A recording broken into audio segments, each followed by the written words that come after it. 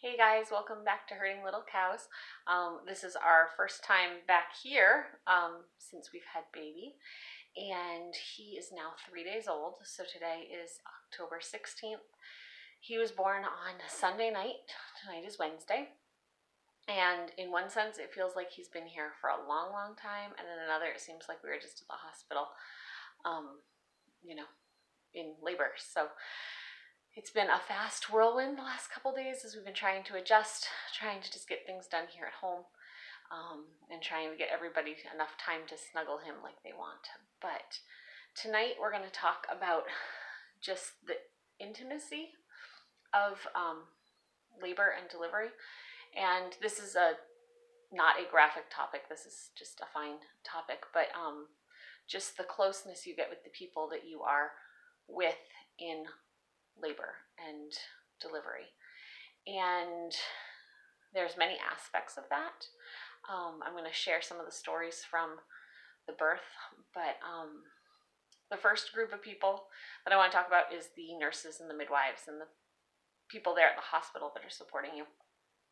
I had the chance to have Dawn as one of the nurses at the hospital, and I highly recommend her if you go to our local hospital. She's been there for 3 of our births, and it's been neat to just be able to have the consistency if she knows what birth looks like for me, even though it's different, a little different every time, and just being able to feel comfortable that I'm with somebody who has been doing this for a long time and understands the process and is just so soothing and talking. That you can handle this, you can do this. It's very encouraging in that way. The next person I'm going to talk about is the midwife that I had, Erin. She was not around when I had Abigail 4 years ago. She had just moved to the area but wasn't working at the time.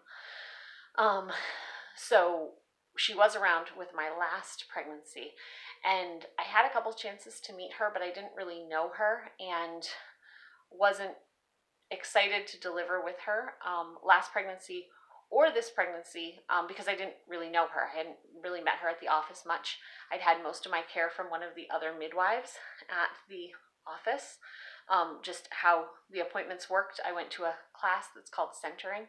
That's a whole nother group of people, so I wasn't even going to mention them tonight. But centering is a group of women who get together. We're all due around the same time, and we do our midwife appointments together where we learn about different parts of labor, different parts of delivery, and just a supportive group of women.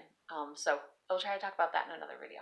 But I had that midwife care with another midwife, both pregnancies, the same midwife, Eve.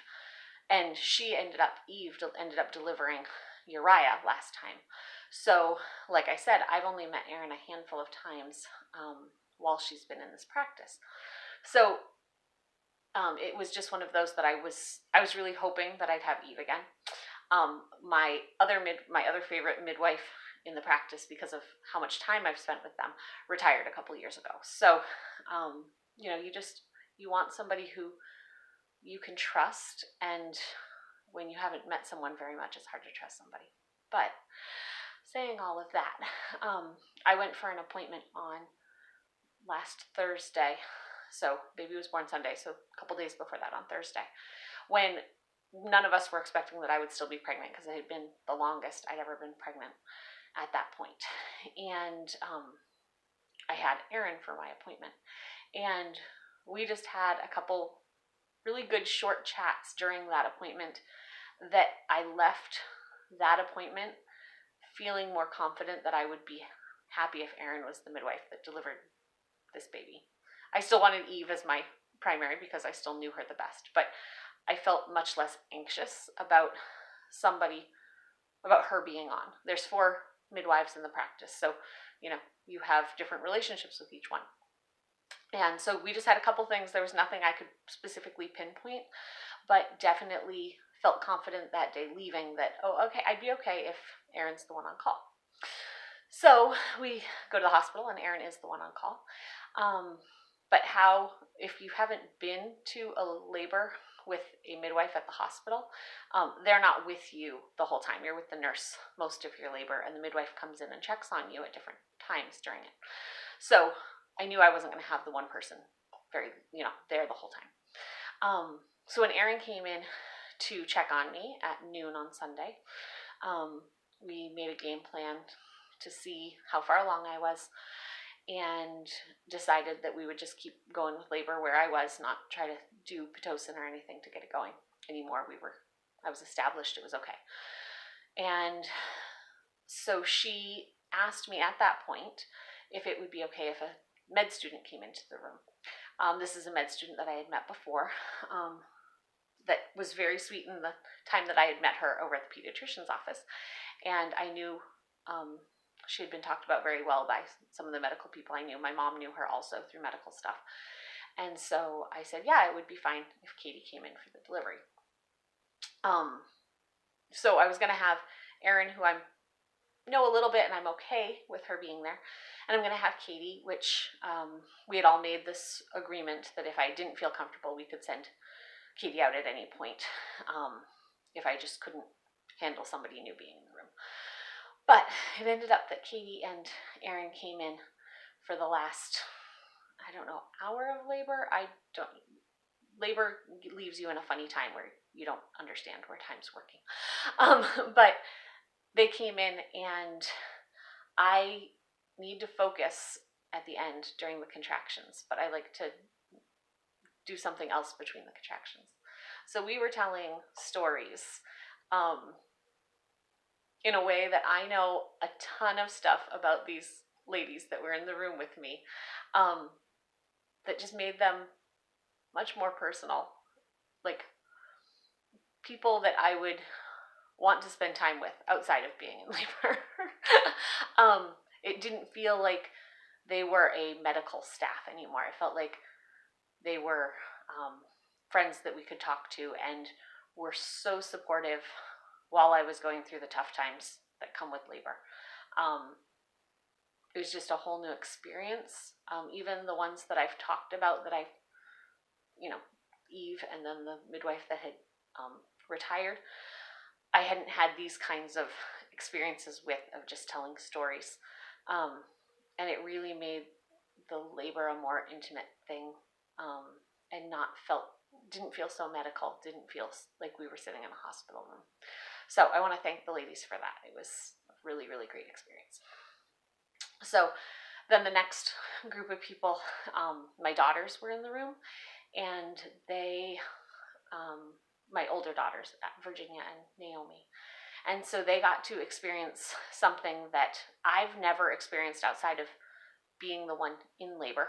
I've never been to someone else's labor, and it was just neat to be able to show them a part of God's creation that many people in our society don't understand. Many people have chosen to not have children, and don't see the blessing of it, but also don't see the hard work that goes into the whole pregnancy. Like my girls have seen it because they live here with me, but most young ladies don't have a mom who's still having babies when they're at this age, this older age. And they just got to experience something that they're going to see in the future and be able to walk into labor and delivery and motherhood in a way that I was not able to. I didn't know anything about pregnancy, the basic stuff you hear, but I hadn't seen a mom be pregnant for a long time, or been able to see the miracle of birth other than, what you watch on a video in health class. So it was just a really bonding experience to be able to have my girls there and be able to have them talk me through, you're doing good, Mom, it's going to be okay, this is all going to happen. And they actually were able to take some pictures. I've never been able to see what I look like from the outside when I'm laboring, and so they got some amazing pictures of Mark helping me through the contractions, and so that was just a really special thing. So next person on the list, probably gonna cry because I still got these pregnancy hormone things going on, but my husband. And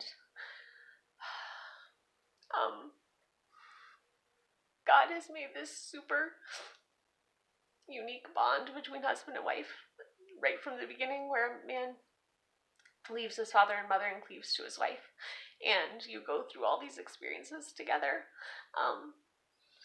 all the way up to getting pregnant and getting to go through the joys of pregnancy, which sometimes include morning sickness and not able to do much. I have hard pregnancies, so Mark has helped me so much through the pregnancies anyway. But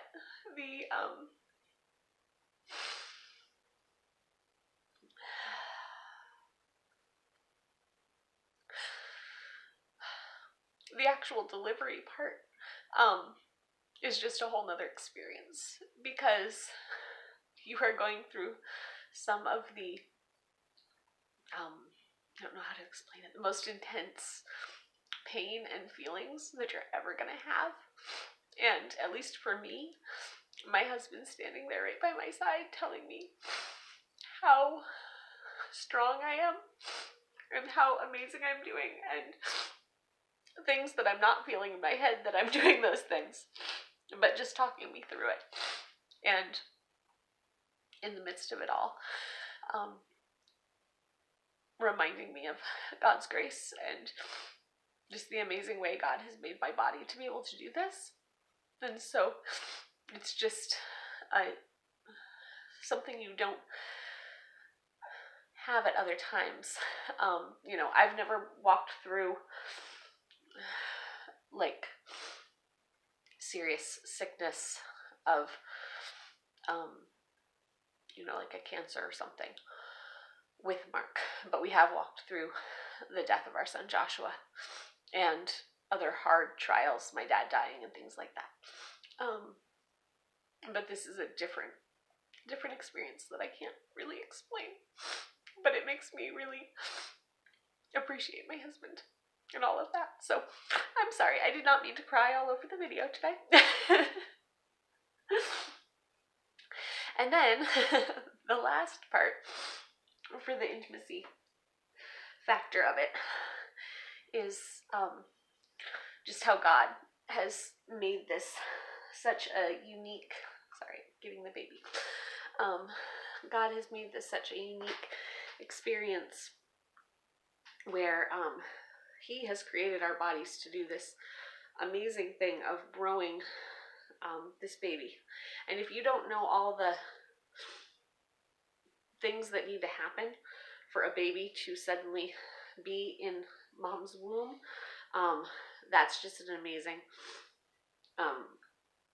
thing in itself that you could not deny. God made that.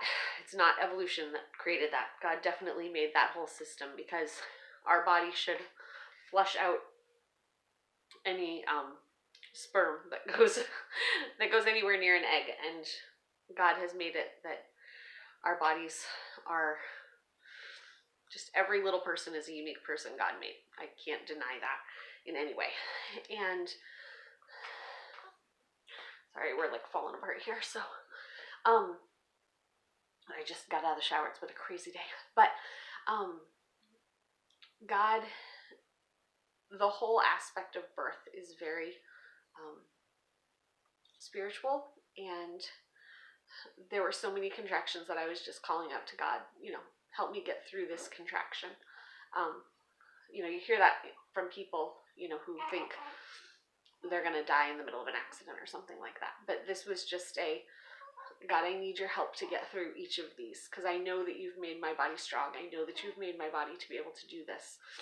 And just being able to rely on him going through the intensity of labor and the unknowns that go with labor. Like my midwife was describing, labor doesn't always just go in this straight line. Sometimes it takes a little twist and turn as you go. And so just knowing, like, at one point in labor, I kind of felt stuck. I felt like I wasn't progressing. And just knowing, being able to remind myself that God has made our bodies to be able to do this. And I'm very thankful for medical technology when it's needed. There are babies that are saved from C-sections. I'm not saying that that doesn't happen, but just being able to trust that for the most part it works out, that baby will be born even if it feels that that is not going to happen. So and then just being able to look at the baby who looks so much like Mark, like all our other babies have, and knowing that God created this unique little person to be part of our family. But he's only on loan.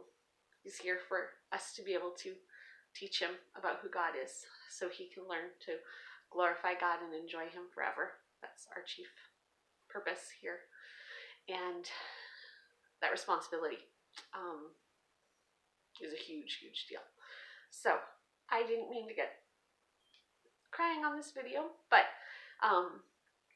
if you've never, I don't know how all these life lessons could be learned in a way of not going through the delivery of a baby or being with other people. I know Mark feels a lot of the same things I've shared.